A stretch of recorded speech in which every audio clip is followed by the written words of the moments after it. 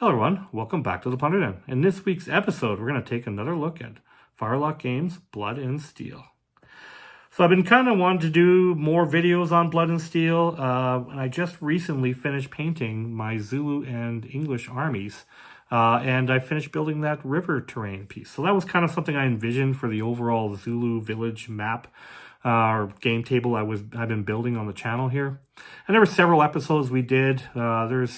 If you look at when we get down to the game table, you'll see all the different pieces of terrain. It involves several different episodes.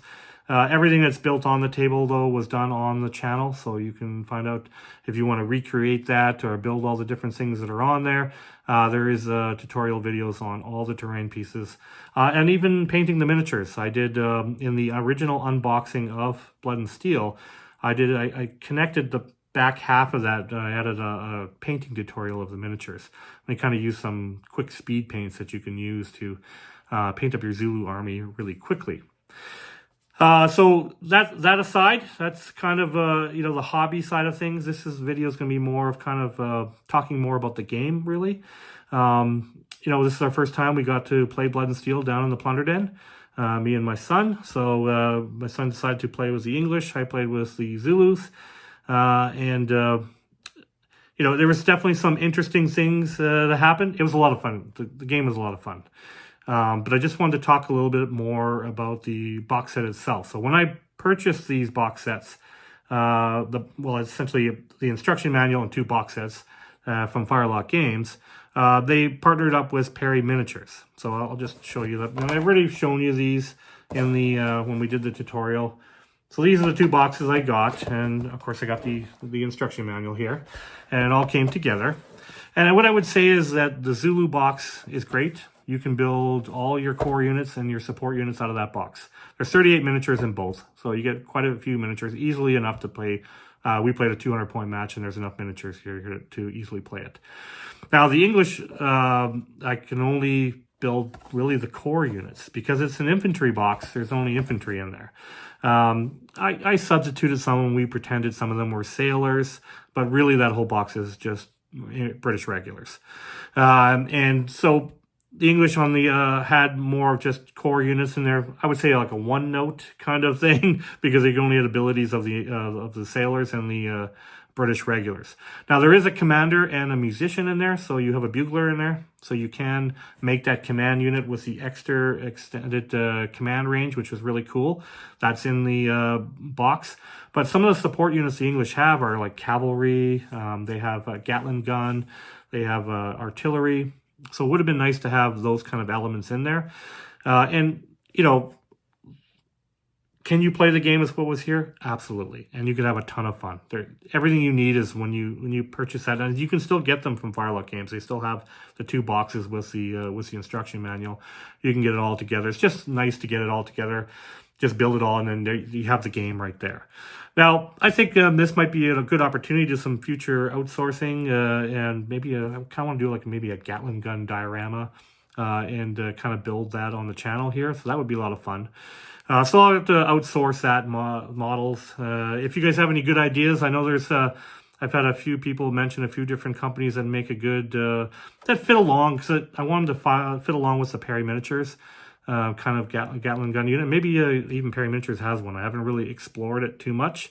But anyways, that's the side point. That'll be for a future project, because I do plan on building the hospital and another kind of, for most of my terrain, I like to build so there's like a home field advantage for all the different types. So they have the Zulu village I built first, and then I'll probably build something that's colonial or whatever for the English. We did build our sandbags already, so I already got my trenches. I just need to build maybe some field hospital or something like that, and to add to that, and then we'll have a kind of an English kind of scenario. Now I do have 2 battle mats. I have them both from Cigar Box Battle. I got the one here that you'll see, the Zulu village one, but I actually have a Zulu actual game table mat as well from Cigar Box Battle. So I'll have to feature that in another episode as well. But anyway, so that aside, we kind of picked our missions by just rolling a 6-sided dice. So the missions are actually in or objective cards are kind of just in the book. They don't. I don't think they sell them separately. When I looked on Firelock Games, they don't have. So you'll have to kind of make those on your own. But me and my son just do the hidden roll with a 6-sided dice because there's 6 different types. And then we kind of picked our missions. So the Zulus got the ambush mission, and the English got the forage mission. So we had to have 3 objective markers on the table. We decided to pick 2 hay bales and one of the objective markers that I made on the channel here was supplies and stuff like that. So those are the 3 things that the British are trying to forage, and the Zulus are trying to ambush them, trying to get it. So so that's kind of the hidden missions that were in there at the time. So that was kind of like that fun element in there. And, if you play Blood and Valor and Blood and Plunder, there's like scenarios, essentially. This is kind of like that, but, you're picking different objectives. And I'm sure that they're going to make more in the future. They talk about expanding on Blood and Steel. There's other conflicts that they want to cover. It sounds like there's going to be some more English colonial ones, which, is great. I'll probably stay along that vein and do some more colonial ones. But the Spanish and American War seems interesting. I might look at that. We'll see down the future here. So this video is going to be more kind of covering more of the gameplay. I mean, it's not an amazing battle report, but we will go through the different the different turns and kind of what happened, and I'll just do a brief overview on the table of kind of what happened, just so you can kind of get a feel of the game. Overall, we really had a lot of fun. I enjoyed this game quite a bit. I enjoy all of them. I like Blood and Valor, Blood and Steel, and Blood and Plunder. They all are in the same vein. They use the same core rules from Blood and Plunder, but they have alterations based on the time in history, essentially, right? Different weaponry, different tactics, and stuff like that. So they're reflected in the games, all 3 of those games, which is fantastic. Now, the upcoming one is Blood and Crowns, which is a medieval one, the 100-Year War.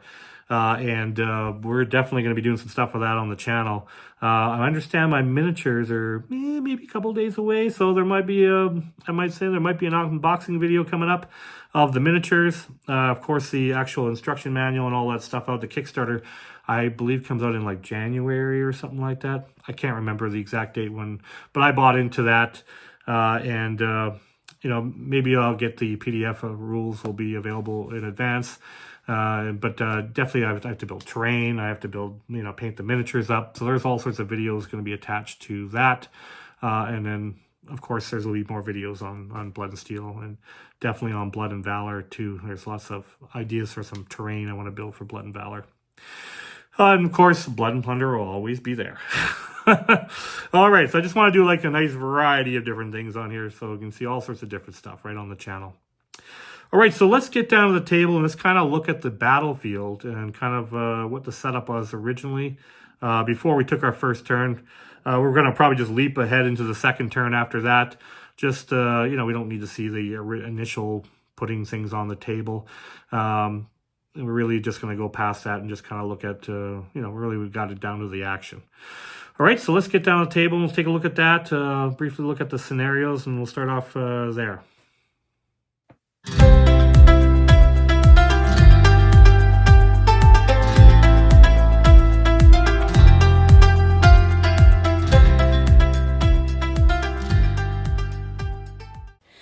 So the Zulus pulled the ambush scenario. It says there your opponent gains an attrition point for each of their first 2 units to be completely eliminated.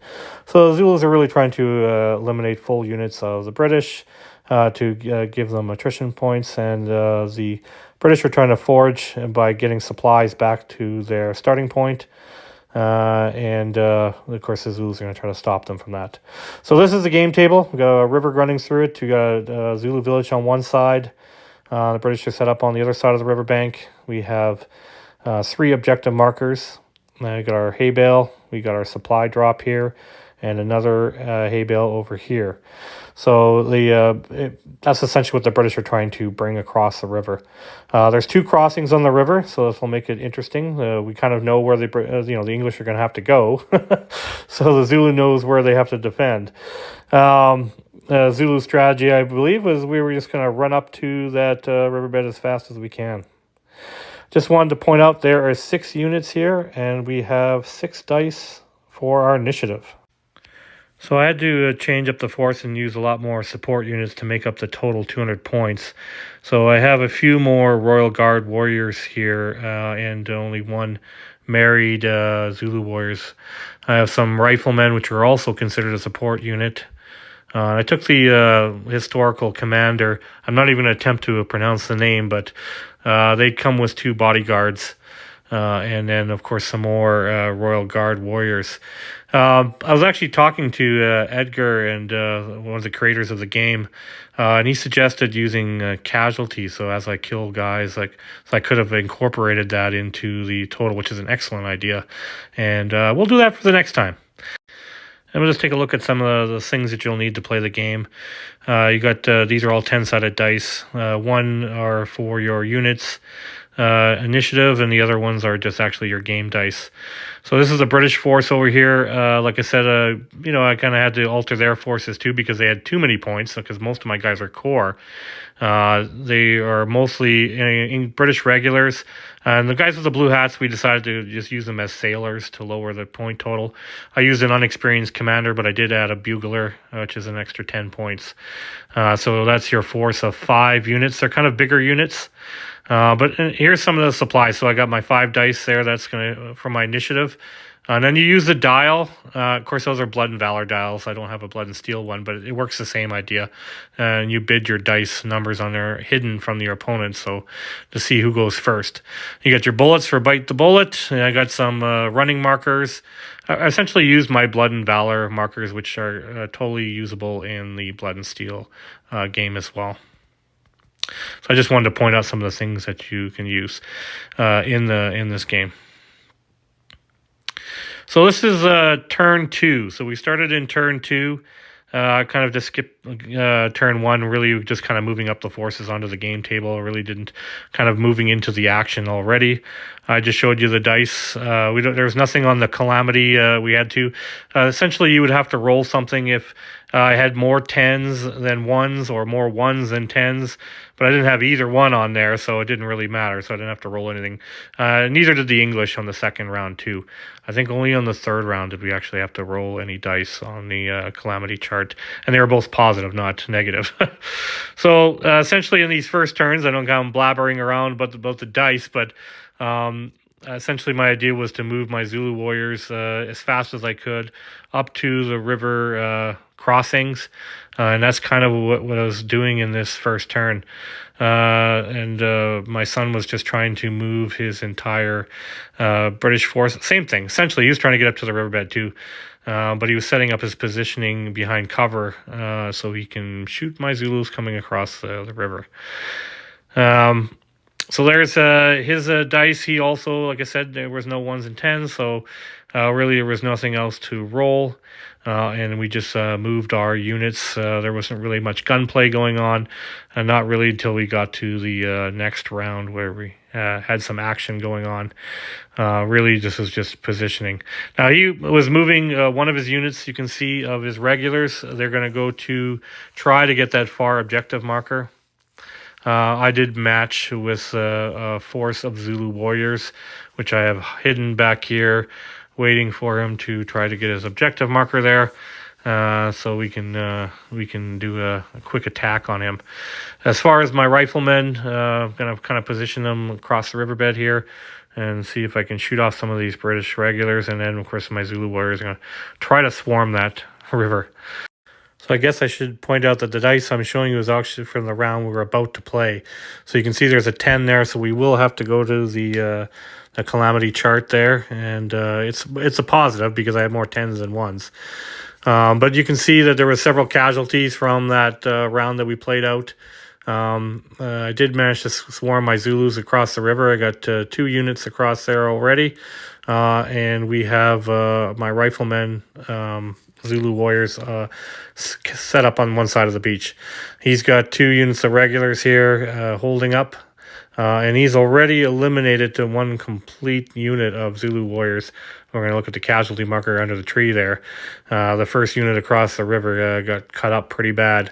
Didn't take too many British with them before they went down. So definitely got some attrition points already because I lost a full unit already, and we have already lost 8 Zulus. So on this side, the English were up the objective marker and counterattacked right away with the Zulu warriors, and they were able to kill 3 of the British regulars there, actually. So they did pretty good there on that attack. But trying to stop him from holding on to that supply drop there. So as you can see, the English have 2 10s, so they also get to roll a positive on the chart. So we'll do that in a minute. That's leading into the round that we're about to go to, because the dice I'm showing you is the round we're about to go to. So I know it's confusing. I'm confusing myself, but it's always think the dice are the next round. So this is the fortune and calamity chart. So we're gonna roll for the Zulus first, and looks like I rolled fatiguing. So choose an enemy unit.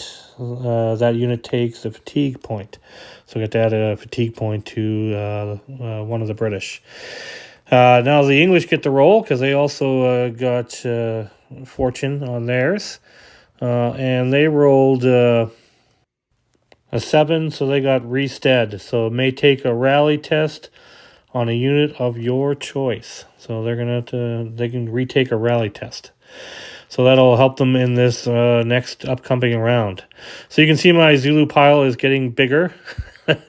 I believe I had to roll a test here because I think I had 3 attrition points already.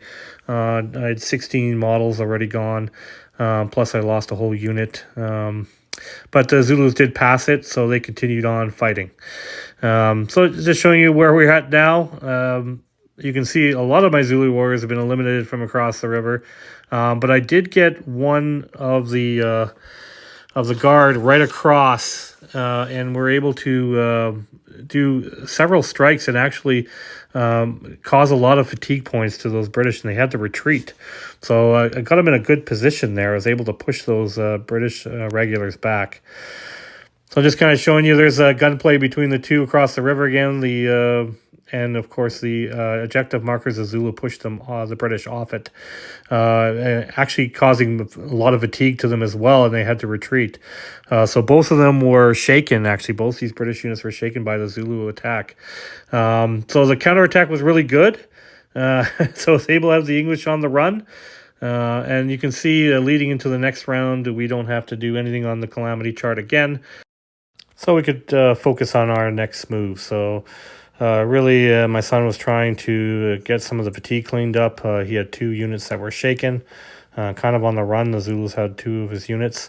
His sailors were in a gunfight with the Zulu rifles on the other side. All right, so now we're moving on to the next round. I think this is round 4 now. You can see that there's another unit of Zulus eliminated. I'm down to 4 dice from the original 6 that I had.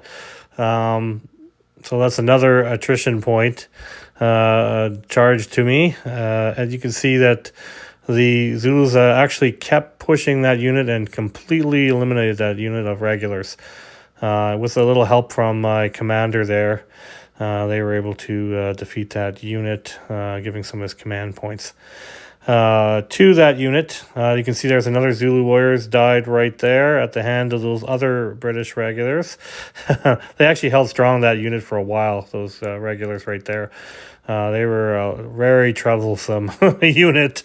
Shot a lot of my Zulus crossing the riverbed.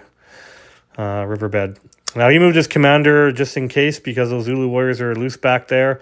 Moved him over to where the sailors were, and figuring he could support his guys over here trying to get the supply drop over there. But they were having their own problem with those Zulu guard over there. They were on the run as well. They were shaken. So you can see that he's now got 2 attrition points as well, the British have. and they've had a whole unit eliminated as well. So it's pretty even right now at this point in the match. Moving on to round 5.